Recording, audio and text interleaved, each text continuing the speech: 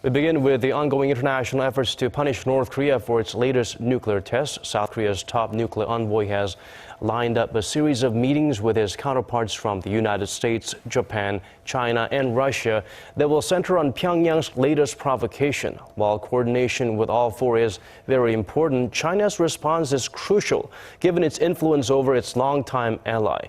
Connie Kim has our top story. South Korea's top nuclear envoy, Hwang Joon-kook, will be holding a series of talks with representatives to the six-party denuclearization talks, involving the U.S., Japan, China, and Russia this week. Through the talks, Seoul is hoping to formulate an effective response to Pyongyang's fourth nuclear test last week. The government is putting in all efforts to bring about a strong and effective UN Security Council resolution through the meetings with the US, Japan, China, and Russia.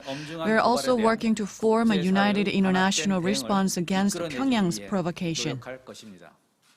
First up on the list is a meeting with the US and Japanese top nuclear envoys Hwang Kim and Kimihiro Ishikane in Seoul on Wednesday. Discussion will likely focus on a strong and comprehensive UN Security Council resolution. The three are expected to call on China, North Korea's closest ally, to play an active role, as it now seems to be taking a more lax stance compared to immediately after Pyongyang's test.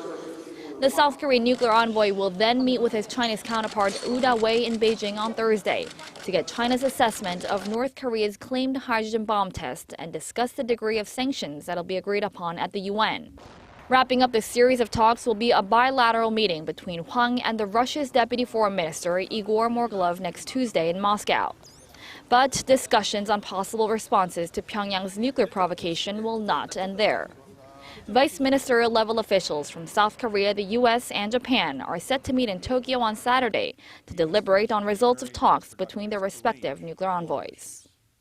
However, there are concerns close cooperation between the three countries will make it hard for Beijing to take a strong stance against North Korea, as it will not want to lose risking its strategic asset.